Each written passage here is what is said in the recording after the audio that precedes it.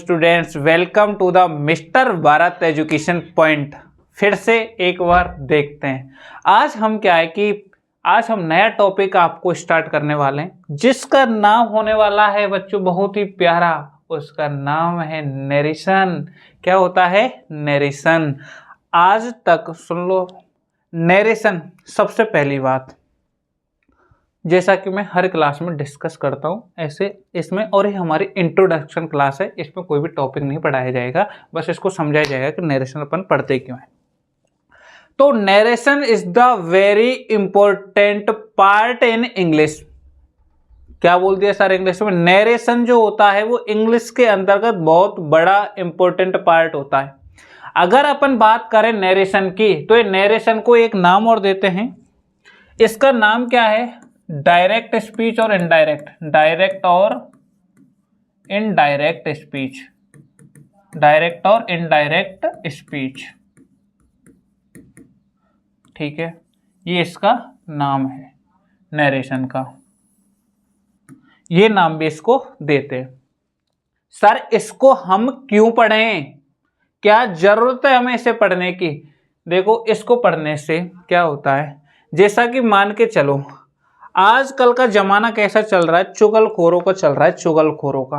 आजकल का जमाना कैसा चल रहा है? चुगलखोरों का जमाना चल रहा है। और चुगलखोरों के जमाने में क्या होता है कि यानी कि कोई मेरी बात, जैसे मैंने कहा कि यार दोस्त मैं तेरे को ना एक बात बता रहा हूँ, ये बात ना तुझे किसी को कहनी नहीं है, लेकिन वो नहीं मानता, वो कह देता है और उस बात को बहुत लंबी चौड़ी करके कह देता है। तो यही तो समस्या आ रही है कि वो लंबी चौड़ी करके जो कह रहा है, मैंने मान के चलो, पहली बात मैं ये समझा रहा हूं कि क्यों पढ़ना जरूरी है, ठीक है। उसके बाद थोड़ा सा एक चीज मैं थोड़ा पॉज कर रहा हूं, इसमें एक बता देता हूं, ये जो मार्क्स होते हैं ना वो 1 नंबर का आ रहा है बोर्ड में, क्लास 10th बोर्ड में, ठीक है बच्चों, क्लास 10th बोर्ड में 1 नंबर का आया था। और ये जो क्लास है नरेशन की, वो चाहे क्लास 8th का बच्चा देख, चाहे 6th का देख, चाहे 5th का देख, और इससे ऊपर 10th का भी देख, 12th का, बीएसटीसी, यानी कि जितने भी कॉम्पिटिटिव एग्जाम हैं सब में ये काम करेगी ये क्लास, ठीक है। और उनके अलग अलग मार्क्स डिस्ट्रीब्यूट होते हैं। तो नरेशन, क्योंकि आजकल का जो जमाना है वो चुगलखोरों का जमाना है। मान के चलो ये मैं हूं, ये मैं हूं और ये तुम हो, ठीक है। मैंने कहा, क्या कहा कि इसका नाम है अरुण, ये अरुण है, और ये हैं तुम, और तुम्हारा नाम मान के चलो कुछ भी ले लो, शिवम है, ठीक है, शिवम। मीनिंग पे मत जाना, मैंने ऐसे लिख दी है कि अरुण है और शिवम है। अरुण ने बोला कि पापा मेरे को फॉर्च्यूनर दे रहे हैं, कि पापा मेरे को फॉर्च्यूनर दे रहे हैं, फॉर्च्यूनर, पापा मेरे को फॉर्च्यूनर दे रहे हैं, ठीक है। अब ये बात मैंने किसको बोली? शिवम को बोली। शिवम हो गया एकदम से नाराज, यार पापा उसके लिए फॉर्च्यूनर दे रहे हैं और मेरे लिए नहीं दे रहे हैं। अब शिवम क्या है, अब चला गया मम्मी के पास। किसकी मम्मी के पास? मेरी मम्मी के पास। तो ये क्या बोलेगा कि पापा है ना वो अरुण को, पापा अरुण को फॉर्च्यूनर दे रहे हैं, फॉर्च्यूनर दे रहे हैं। अब तो एक चीज देखो कि इसमें क्या हुआ है, जो यहां पे आ रहा था मेरे को और यहां पे आ गया है अरुण को। ये बात दो चीज समझ में आई कि नहीं आई? ये आई कि नहीं आई? मैंने समझाया कुछ नहीं, बस थोड़ा सा इतना बताया है कि अरुण को क्या है, पापा ने बोल दिया कि फॉर्च्यूनर दे रहे हैं, और शिवम को जैसे ये बात पता चली, यानी शिवम इस अरुण का भाई होगा, भाई, तो इसको जैसे पता चली तो इसने बोल दिया है कि पापा अरुण को फॉर्च्यूनर दे रहे हैं। तो ये बेचारा बहुत दुखी हो गया कि हम तो इसके भाई हैं, हमको तो कुछ दे ही नहीं रहे पापा, इसको तो फॉर्च्यूनर दे रहे हैं, फॉर्च्यूनर, फॉर्च्यूनर, फॉर्च्यूनर दे रहे हैं। बड़ी समस्या आ गई। तो इसके जो कहने का तरीका था, इसने तो क्या बात कही थी, डायरेक्ट किससे कहा था, शिवम से, इससे, यानी यहां तक बात थी। लेकिन जब अगर बात करी जाएगी किसी तीसरे की, यानी कि ये मम्मी आ गई ना तीसरे नंबर पे, मम्मी, तो जब ये बात मम्मी को बोली उसने, किसने, शिवम ने, तो इसको उनने जब बोला तो इसने बोला इनडायरेक्टली। कैसे बोला, इनडायरेक्टली। कैसे बोला बच्चों, इनडायरेक्टली। अगर वो ऐसे बोल देता कि पापा मेरे को फॉर्च्यूनर दे रहे हैं, तो मम्मी को क्या लगता कि शिवम को फॉर्च्यूनर मिल रही है, ना कि अरुण को। तो इसमें जो वाक्य कहने का जो तरीका है वो बताओ चेंज हो गया कि नहीं हो गया, हो गया ना। तो इसी को क्या बोलते हैं अपन, डायरेक्ट इनडायरेक्ट स्पीच। और अगर इसका कॉमन वर्ड देखें तो वो होता है नरेशन। ठीक है बच्चों, मार्क्स क्लास 10th में 1 नंबर का आएगा। आगे इतना समझ में आया कि नरेशन होता क्या है। 1-2 उदाहरण और ले लेता हूं। जैसे मान के चलो कि ये है तनु, नेक्स्ट स्लाइड पे दिखाता हूं। ये है तनु, ये तनु है, और ये है मनु, ये मनु है, और ये है मनु के पापा, मनु के पापा।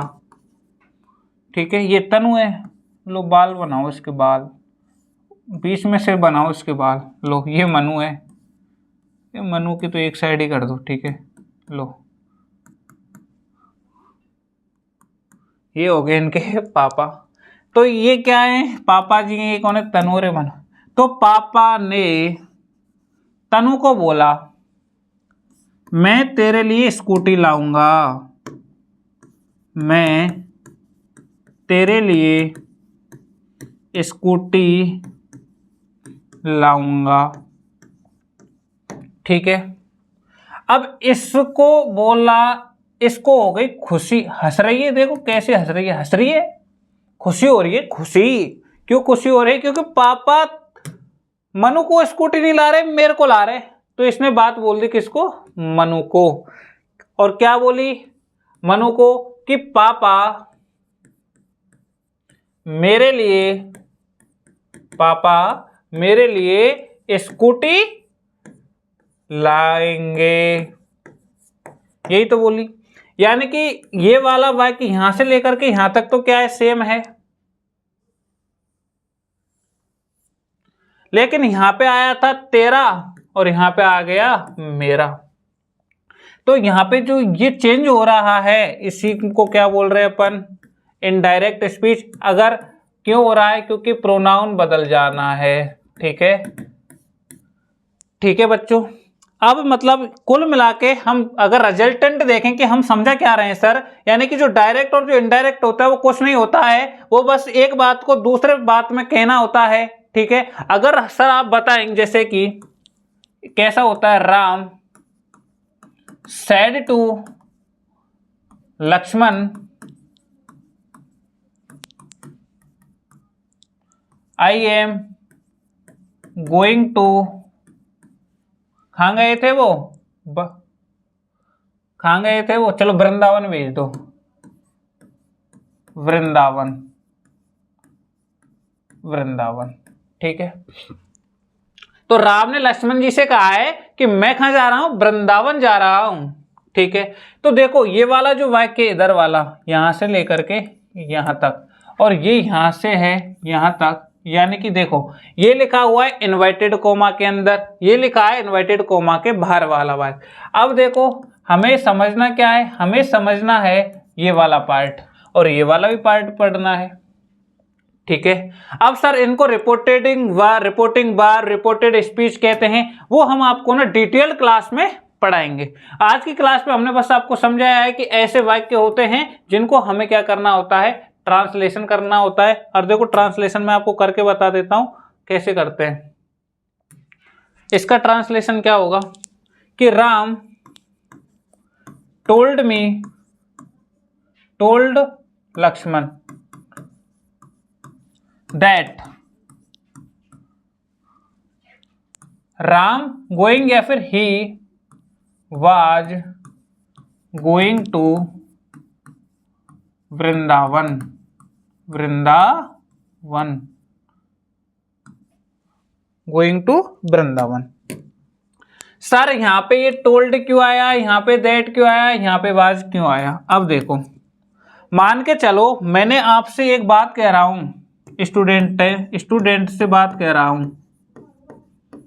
और ये टीचर है और इसके हाथ में डंडा है, ठीक है।